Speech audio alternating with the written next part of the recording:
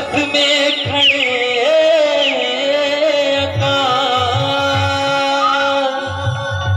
सत से सृष्टि उपजे कह गए घासीदास। बोले सत्य नाम की जय, विरोधपुरी धाम की जय। रंगा दे बाबा सत्य नाम की रंगनी माँ, रंगा दे गुरु सत्य नाम की रंगनी माँ। तोरी चरण के धुरा बन जाते हो, तुर महिमाला बाबा मैं गाते हो।